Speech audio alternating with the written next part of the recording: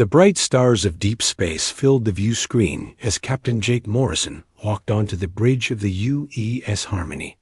His crew stood at their stations, each one knowing they were about to make history. Today was the day humanity would first meet the rulers of the galaxy. "Status report," Jake said to his second-in-command, Commander Rick Hayes. "All systems green, Captain.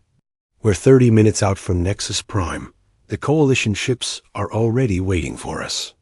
Jake nodded and looked at the woman sitting in the diplomatic chair. Ambassador Lisa Carter had spent 5 years preparing for this moment. She held a datapad containing the Treaty of Stellar Cooperation, humanity's offer to join the galactic community. "Are you ready for this, Ambassador?" Jake asked. Lisa smiled, but her hands shook slightly. "As ready as anyone can be when meeting beings from 800 different worlds." The ship dropped out of faster-than-light travel, and Nexus Prime appeared before them. The planet was beautiful, with purple oceans and silver cities that sparkled like jewels. Around it floated hundreds of alien ships, each one larger than anything humanity had ever built. "My God," whispered Lieutenant Susan Red from the navigation station. "Look at the size of those things." The largest ships were over 5 miles long, with weapons that could probably destroy Earth's moon in a single shot. Jake felt a chill run down his spine, but kept his expression calm. His crew needed to see confidence, not fear. "Incoming transmission," reported Communications Officer Carlos Martinez. "Put it on screen." A being appeared that looked like a cross between a lizard and an insect. Its voice was cold and mechanical through the translation system. "Human vessel, you will dock at Platform 7. Your ambassador will come alone. Any deviation from these instructions will result in your destruction." The transmission ended without waiting for a reply. "Friendly bunch," Rick muttered. Jake guided the Harmony to the docking platform. As they connected, he could see alien guards waiting. They carried weapons that hummed with energy and wore armor that looked like it could stop anything humanity could throw at it. Lisa stood up and checked her uniform one final time. "Wish me luck." "You don't need luck," Jake said. "You have something better. You have the truth about humanity." Lisa walked to the airlock and stepped onto the station. Jake watched through the security cameras as the aliens escorted her through corridors filled with beings he couldn't even describe. Some looked like walking trees, others like floating clouds of gas, and still others like living machines. Main council chamber was enormous. Thousands of alien representatives sat in curved rows that rose up like a stadium. At the center was a raised platform where High Counselor Zethkar waited. The being was 12 feet tall, with 4 arms and skin that changed colors like oil on water. Lisa walked to the center and activated her translator. Her voice echoed through the chamber as she began to speak. "Members of the Galactic Coalition, I come before you today representing the people of Earth. We are a young species, yes, but we have much to offer. Our medical knowledge has allowed us to cure diseases that have plagued us for thousands of years. Our energy technology is clean and renewable. Our terraforming capabilities can turn dead worlds into gardens." She held up the data pad. "We offer all of this freely in exchange for membership in your coalition and the right to trade with your worlds. We seek not conquest but cooperation, not domination but friendship." Murmurs filled the chamber. Some aliens seemed interested. Others appeared disgusted. High Counselor Zethkar raised one of his hands for silence. "Human," he said, his voice booming through the chamber. "Your species is barely 300 years past your industrial age. You have known of space travel for less than a century. What could primitives like you possibly offer to civilizations that have existed for millions of years?"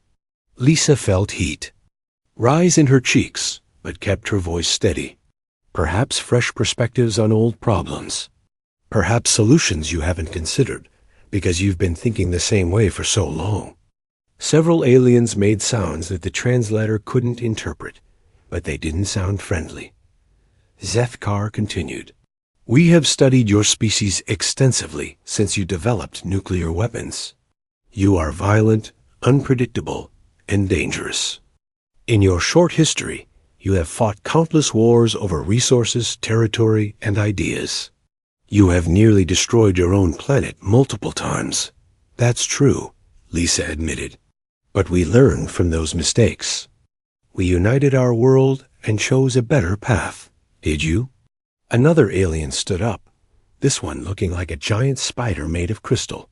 Our scouts report that Earth still maintains vast military forces.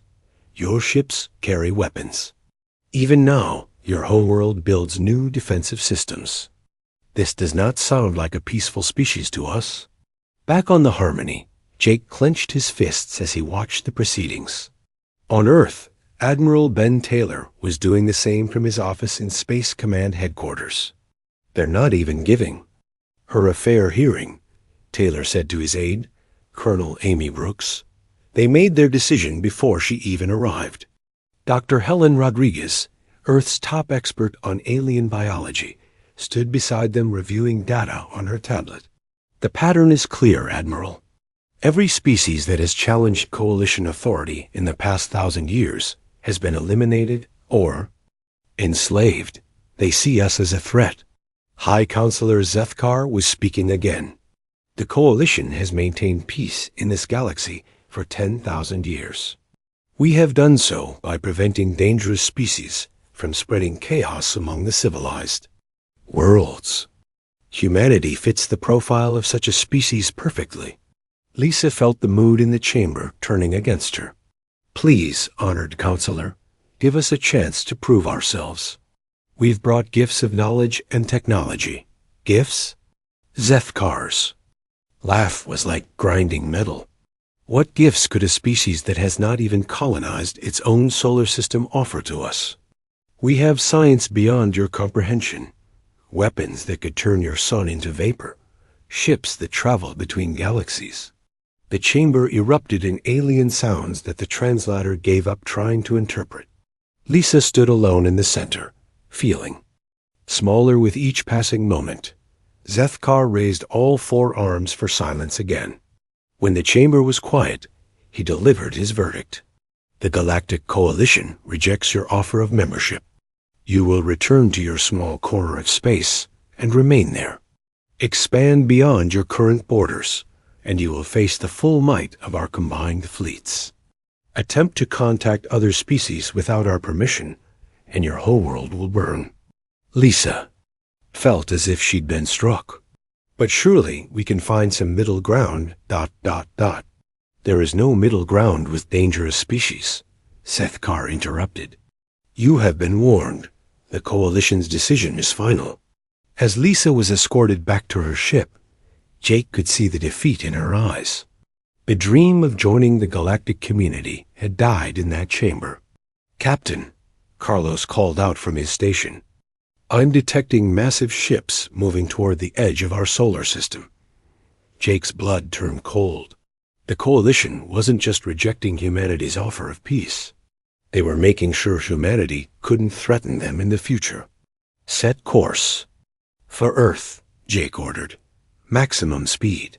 As the Harmony jumped to faster-than-light travel, none of them knew they were racing against time. The Coalition had made their choice, and soon humanity would have to make theirs. 3 months had passed since Ambassador Lisa Carter returned from Nexus Prime with news of humanity's rejection. The alien ships that had been spotted at the edge of the solar system were no longer hiding. They formed a solid wall of metal and energy that stretched across space like a dark curtain. Commander Rick Hayes crouched in the cramped bridge of the U-East Shadow, humanity's most advanced stealth ship. His team of 12 specialists had been watching the alien blockade for weeks, counting ships and recording their movements. How many now? Asked Lieutenant Danny Rogers, the ship's intelligence officer. Rick checked his scanner readings. 53,412 ships, and more arriving every day. The numbers were staggering. Earth's entire space fleet consisted of barely 300 vessels, most of them converted cargo haulers with weapons bolted on. The aliens had brought enough firepower to destroy 100 worlds. "Look at that monster," whispered Sergeant Kate Wilson, pointing. At the largest ship in the alien formation, the vessel was nearly 10 miles long and 3 miles wide. Its hull was covered in weapon ports that glowed with deadly energy.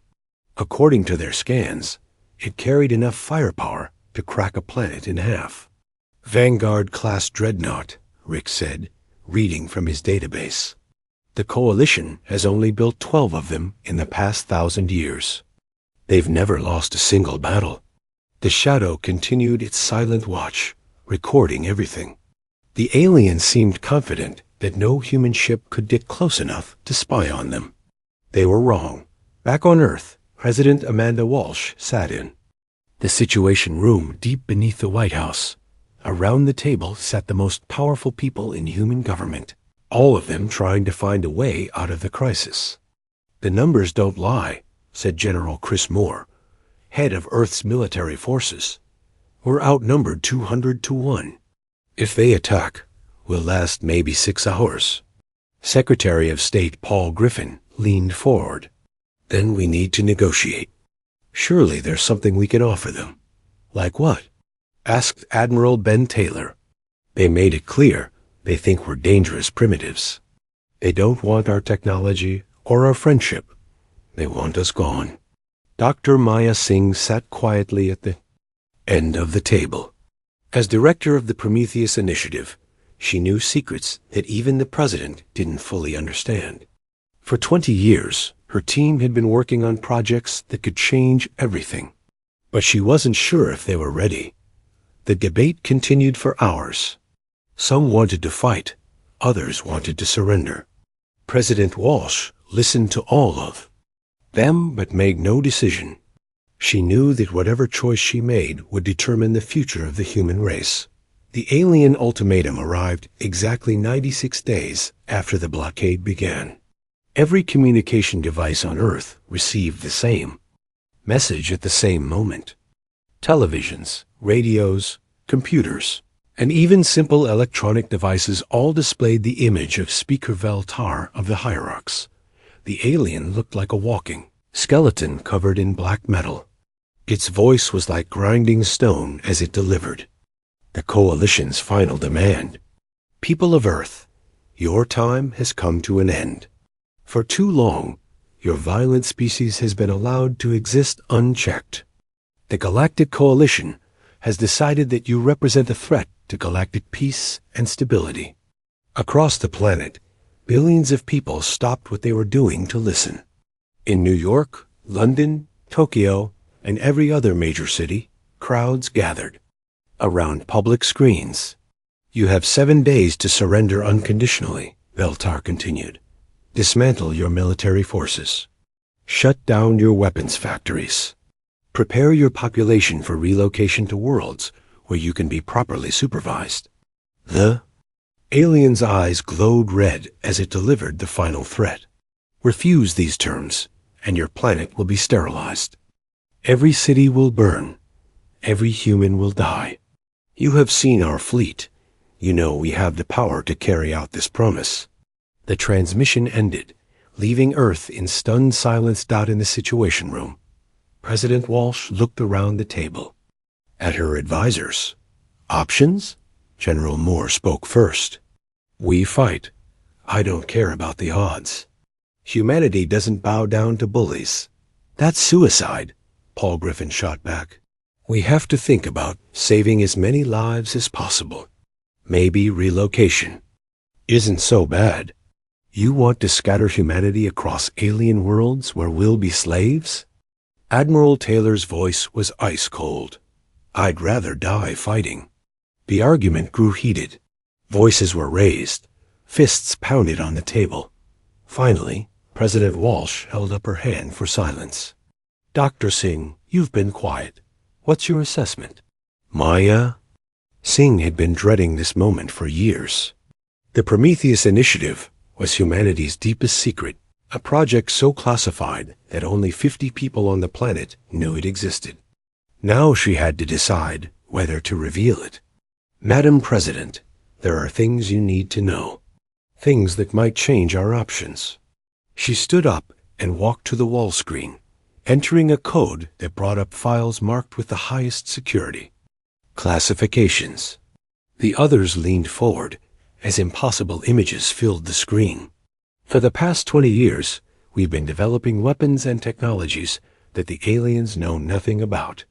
We've made breakthroughs in quantum physics, gravitational manipulation, and energy projection that put us decades ahead of where they think we are. General Moore's eyes widened. Are you saying we can fight them? I'm saying we can do more than fight them. We can win. The room fell silent as the implications sank in. President Walsh studied the data scrolling across the screen. Ships that could phase through solid matter. Weapons that could tear apart molecules. Defensive systems that bent space itself. How is this possible? She asked. Dr. Singh smiled grimly. The aliens made one critical mistake. They assumed we were primitive, because we haven't colonized other star systems. They never considered that we might have been preparing for this day. Admiral Taylor leaned forward. What do you need from us?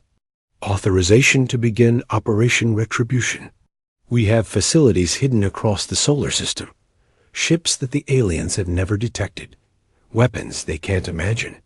But using them means there's no going back. Once we reveal what we can do, we'll be committed to total war. President Walsh looked around the table one more time. The faces staring back at her were grim but determined. The aliens had offered humanity a choice between slavery and death. Now she had to choose between surrender and revealing humanity's hidden strength. Dr. Singh, you have authorization. Begin Operation Retribution. Outside, the alien fleet continued. Its patient wait, confident that the primitive humans would see reason and surrender. They had no idea that their ultimatum had just sealed their own fate. In hidden bases across the solar system, lights began to flicker on. Machines that had been waiting in darkness for decades started to hum with power. Humanity's real military was finally waking up. The aliens had demanded surrender in 7 days. They were about to discover that humanity had a very different plan. Admiral Jake Morrison stood on the bridge of the USS Defiance, humanity's newest and most advanced warship. The ship didn't look like much from the outside, deliberately so. The aliens watching from their massive blockade saw what appeared to be a simple diplomatic vessel approaching their lines. Are you sure about this broadcast, Admiral? Asked Captain Lisa Carter, who had been promoted after her diplomatic mission to Nexus Prime. Jake nodded. The whole galaxy needs to hear what we have to say. The Defiance moved slowly toward the center of the alien formation. 50,000 coalition ships surrounded it like wolves circling a lone sheep. Their weapons were charged and ready to fire. At the first sign of aggression, "This is Admiral Morrison of the United Earth Space Force," Jake announced over all communication channels. "I'm here to deliver humanity's response to your ultimatum." The reply came immediately from Fleet Admiral Kex Nor, commander of the Titan Guard Fleet. The alien's voice was filled with contempt. "Surrender now, human, and your death will be quick. Continue this foolish display, and we will make your species suffer for 1,000 years before we allow you to die." Jake smiled coldly. "I'm afraid you misunderstand the situation, Admiral. We're not here to surrender. We're here to give you one final chance to leave our solar system peacefully." Laughter erupted from the alien communication channels. Dozens of different species mocked the lone human ship surrounded by the largest military force in galactic history. "You have lost your mind," Kexnor said when the laughter died down. "One ship against 50,000. Your species truly is as primitive as we thought." "Perhaps," Jake replied. "But before you make your final decision, you should know something about humanity." We came to you 3 months ago, offering friendship. We shared our medical knowledge, our clean energy technology, our hopes for a peaceful future. We asked only to be treated as equals. The alien channels fell silent as Jake's words echoed across space. Your response was to threaten us with slavery or death. You called us primitive and violent. You said we didn't deserve to exist among civilized species. Well, you are half right. We are violent when pushed, but we're not primitive. Jake paused, knowing that his next words would change everything. Humanity rejects your ultimatum. We will not surrender. We will not relocate. We will not bow down to you or anyone else. You have made the mistake of thinking that because we're young, we're weak. You're about to learn how wrong you are. The alien response was immediate and predictable. Kexnor's voice was filled with rage. Destroy them. Show these insects what happens when they dare to challenge the coalition. The first wave of alien. Ships opened fire.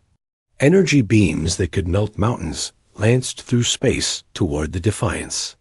Missiles carrying planet-killing warheads streaked toward the small human vessel. But something impossible happened. The weapons passed right through the ship without causing any damage at all. What is this? Kexnor demanded. Report. Sir, our weapons are having no effect. The human ship appears to be phasing in and out of normal space. Jake's voice came over the communication channels again, calm and steady. Did you really think we spent the last 20 years sitting quietly in our solar system doing nothing? While you were congratulating yourselves on your superiority, we were preparing for this day. The Defiance suddenly split into 12 identical ships, each one as real as the original. The alien sensors couldn't tell which one was the real vessel. Impossible, whispered Kexnor. The word you're looking for is unexpected, Jake corrected. You see, we learned something important from studying your ships. All of your technology is based on brute force. Bigger guns, thicker armor, more powerful engines. Very impressive, but ultimately limited. The 12 human ships began to move. In perfect formation, weaving between the alien vessels like dancers. The coalition ships tried to target them, but their weapons kept missing. We took a different approach, Jake continued.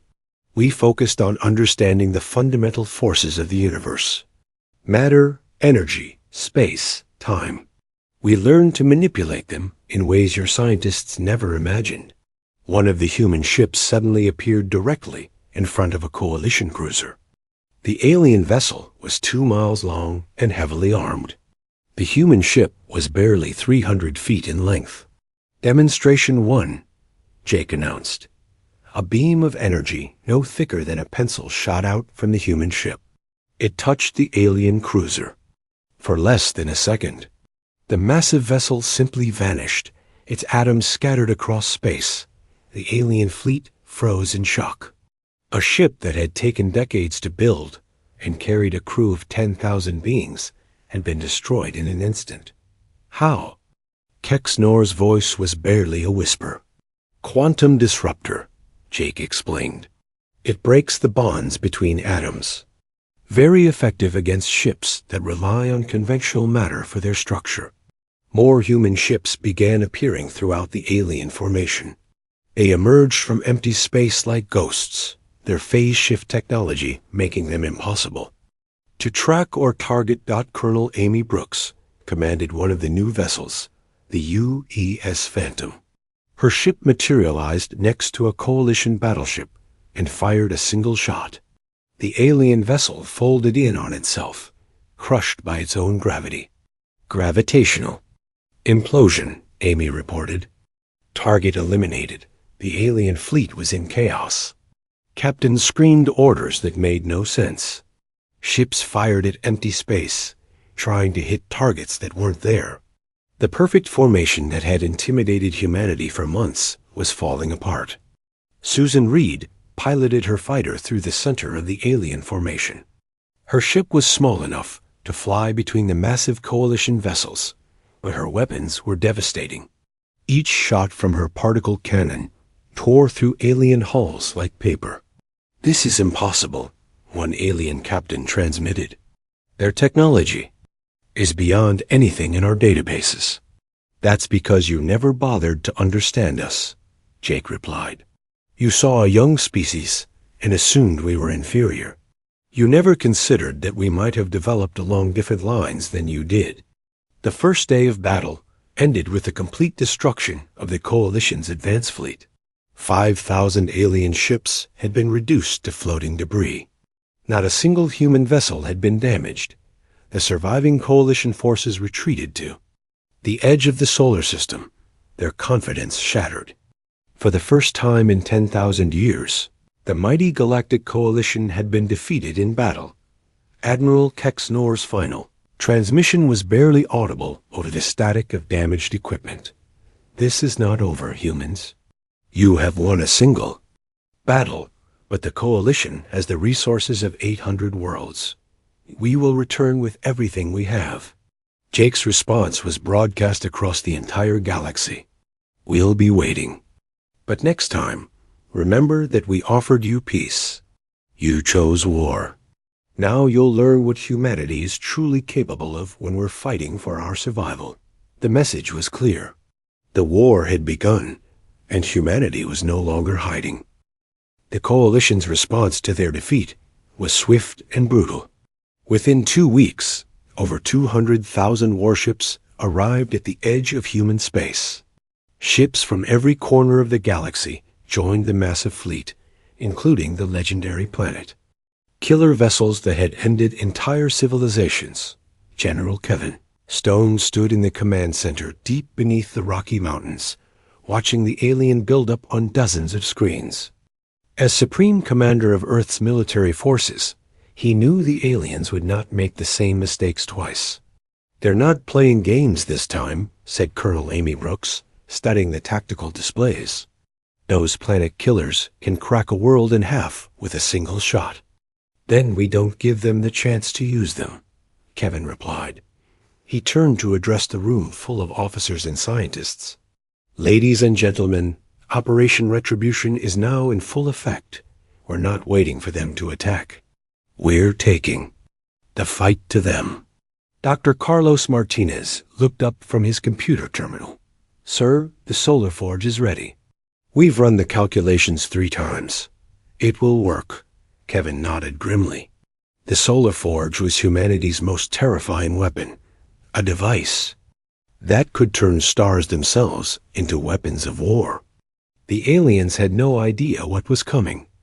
Admiral Jake Morrison's voice came through the communication system from his flagship, the UE's Vengeance.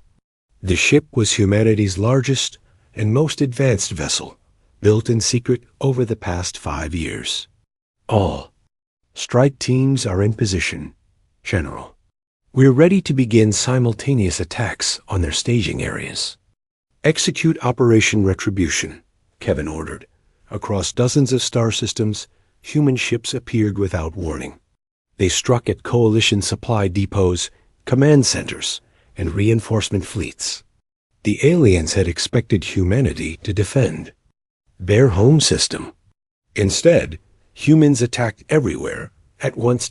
Lieutenant Susan Reed led her squadron of Wraith fighters against a Coalition fortress in the Alpha Centauri system.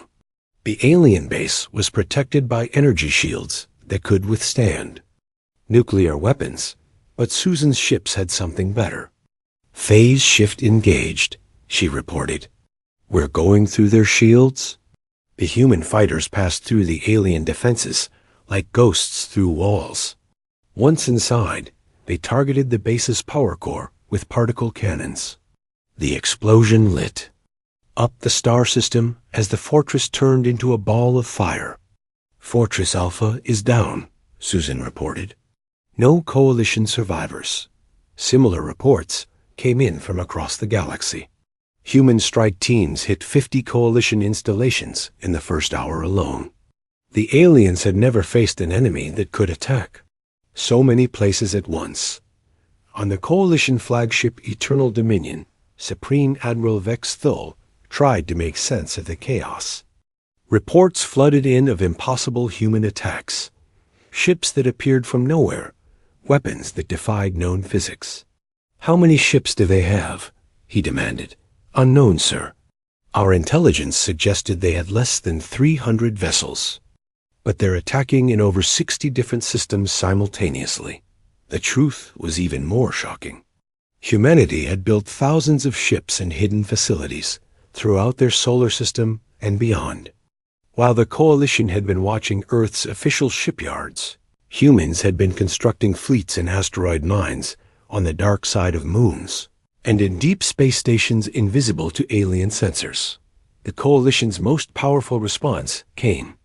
3 days later, a fleet of 50 planet killers approached the human colony on Proxima Centauri. The massive ships were each capable of destroying an entire world, but they never reached their target. Dr. Martinez watched from his control station as the solar forge activated. The weapon had taken 15 years to build and test. It used gravitational manipulation to trigger artificial supernovas in targeted star systems, initiating stellar destabilization sequence. He reported the star that the Coalition fleet was using for navigation began to change. Its surface rippled and flared as the solar forge's gravitational waves hit it. Within minutes, the star's core became unstable. "All Coalition ships. This is Dr. Carlos Martinez of Earth's Solar Research Division," he broadcast to the alien fleet. "You have 30 seconds to jump to hyperspace before your star goes supernova." The alien response was immediate panic.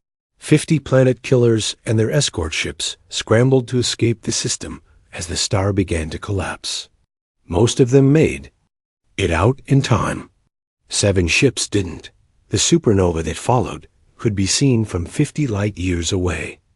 An entire star system ceased to exist, along with the Coalition fortress world of Kepler 442b and its population of 12 billion aliens. The galaxy watched in horror as humanity demonstrated they could weaponize stars themselves. No world was safe if humans decided to target its sun. Coalition morale collapsed overnight. Species that had served the Coalition for thousands of years began to surrender rather than face humanity's terrifying weapons. The hegemony of Keth was the first to switch sides, followed by the Crystal Collective and the Machine Republic. Admiral Morrison's fleet struck at the heart of Coalition territory, targeting their main military production facilities. The shipyards of Titan Prime had built warships for the Coalition for over a millennium. In one attack, human forces destroyed facilities that would have taken centuries to replace. "This is Admiral Morrison to all Coalition forces," he broadcast across the galaxy. "Your military infrastructure is being systematically destroyed. Your fleets are being eliminated. Your allies are abandoning you. Surrender now and save whatever remains of your civilization." The Coalition's response was to deploy their ultimate weapons, ancient devices that had been sealed away for emergencies, weapons so powerful they could destroy entire sectors of space.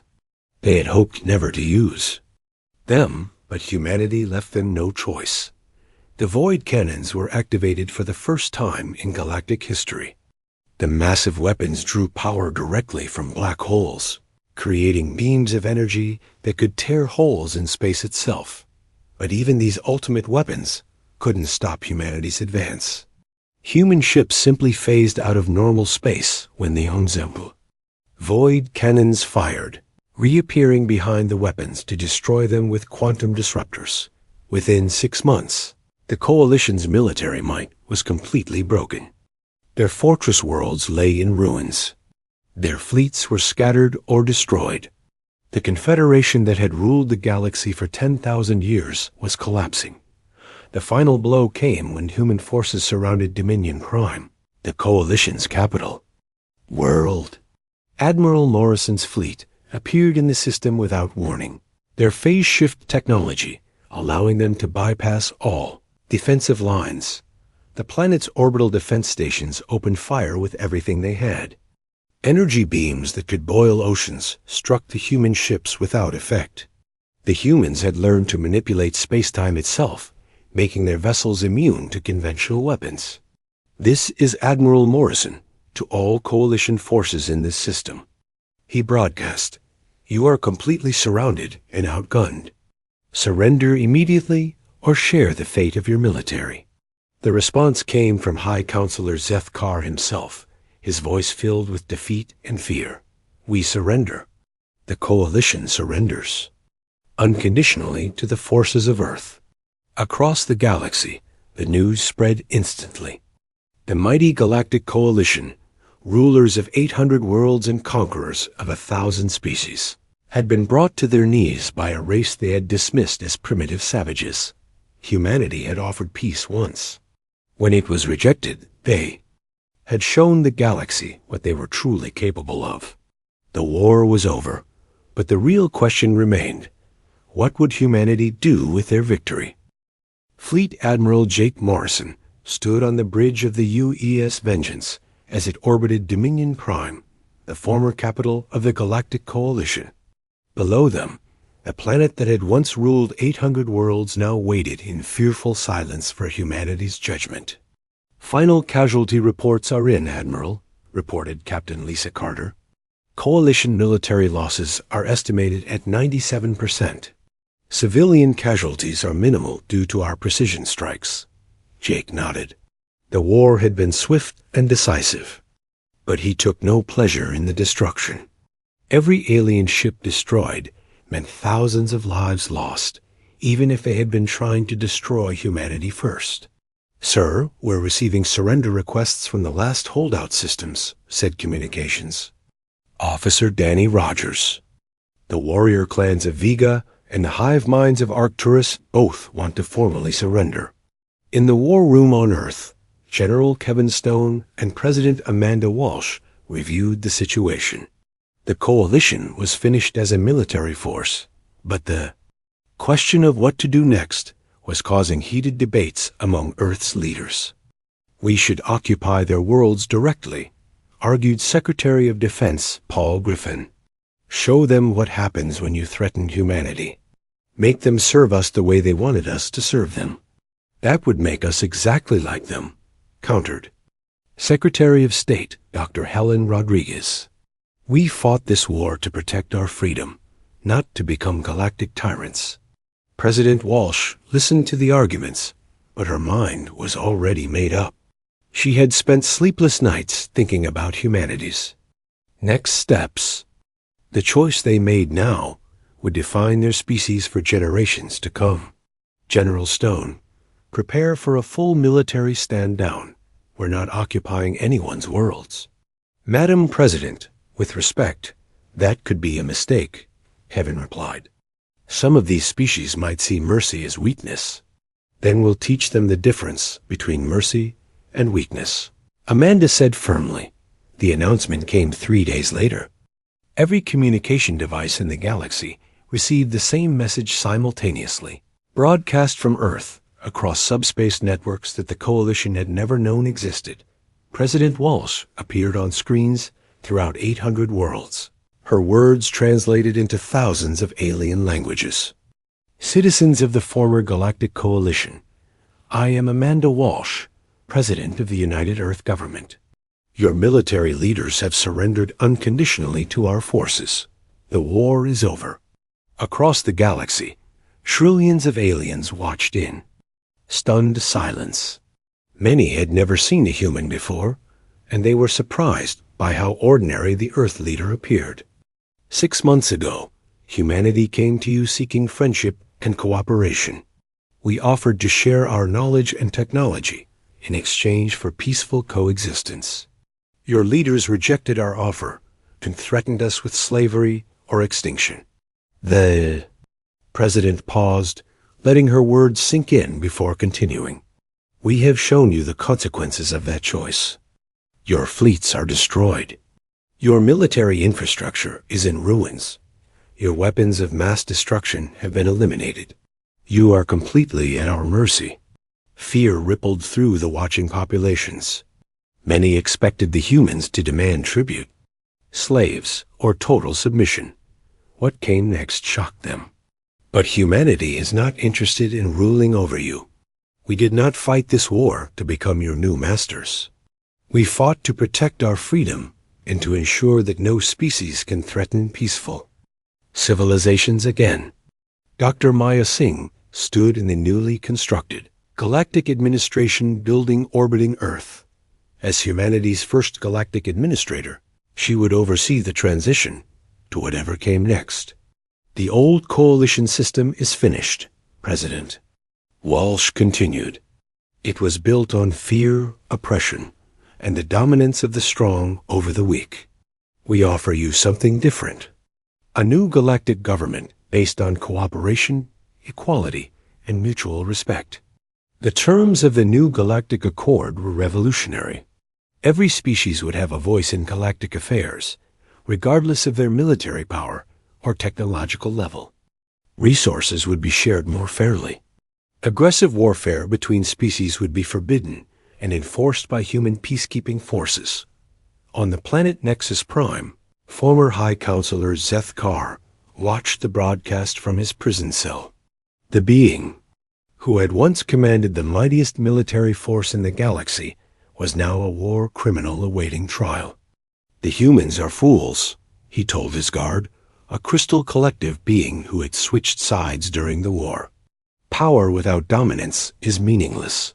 They will lose control within a generation. The guard, whose species had suffered under coalition, rule for centuries, looked at the fallen counselor with disgust. Maybe that's the point. Maybe some species are wise enough to share power instead of hoarding it. The transition was not without problems. Some coalition species tried to restart. Conflicts with old enemies, thinking human forces were too distant to intervene. They were wrong. Human peacekeeping fleets appeared within hours of any outbreak of violence, their quantum disruptors and gravitational weapons serving as powerful deterrents. Admiral Morrison found himself in an unexpected role as humanity's chief military diplomat. Instead of conquering worlds, he was helping former enemies rebuild their shattered societies. Status report from the former coalition territories. He told President Walsh during their weekly briefing. Reconstruction is proceeding ahead of schedule. The medical technologies we're sharing have already saved millions of lives on worlds damaged by the war. Our clean energy systems are being implemented on over 300 planets. The most dramatic changes came from humanity's advanced technologies being shared freely with cooperative species. Worlds that had been dying were brought back to life with terraforming equipment. Diseases that had plagued civilizations for millennia were cured with human medical knowledge. Dr. Carlos Martinez led the Scientific Cooperation Initiative, teaching alien researchers about quantum physics and gravitational manipulation. Many coalition species had focused so heavily on military technology that their civilian science had stagnated for thousands of years. It's remarkable, he told his assistant while reviewing progress reports. Some of these civilizations had the knowledge to cure cancer 50,000 years ago, but they never developed it because they were too busy building better weapons. The new galactic order faced its first major test when the warrior clans of Vega attempted to restart their ancient war with the hive minds of Arcturus. Both species had been fighting for over 1,000 years before the coalition had forced them to stop. The human response was swift and decisive. Admiral Morrison's fleet appeared in both systems simultaneously, their ships materializing between the opposing forces. This is Admiral Morrison to all vegan and Arcturian forces, he broadcast. Under the Galactic Accord, warfare between member species is forbidden. Stand down immediately or face the consequences. The warrior clans, confident in their reputation as the galaxy's fiercest fighters, opened fire on the human ships. Their weapons passed harmlessly through the phased vessels, while human quantum Disruptors turned 3 vegan battleships into cosmic dust. The lesson was learned quickly. Within hours, both species were requesting mediation to resolve their ancient conflict peacefully. 5 years after the war ended, Captain Jake Morrison stood on the observation deck of the new Galactic Council headquarters. The massive station orbited Earth, its chambers filled with representatives from over 1,000 species. He watched as delegates from former enemy civilizations worked together to solve problems that had plagued the galaxy for millennia. The hegemony of Keth was sharing water purification technology with the desert worlds of the Tau Ceti system. The Machine Republic was helping organic species develop artificial intelligence that served rather than enslaved. Hard to believe how much has changed, said Dr. Singh, joining him at the viewing port. Jake nodded. We offered them peace once. They rejected it and learned what humanity could do in war. Now they're learning what we can do in peace. Below them, Earth continued. Its quiet rotation, no longer the small, isolated world it had once been. Humanity had become the guardians of galactic peace, not through conquest, but through the wisdom to know when to fight and when to forgive. The galaxy had learned an important lesson about humanity. They were capable of terrible destruction when threatened, but their greatest strength lay in their ability to build something better from the ashes of war. The new galactic order stood as proof that sometimes the greatest victory comes not from defeating your enemies, but from turning them into allies. Peace reigned among the stars, protected by a species that had offered friendship first and delivered justice when that friendship was rejected.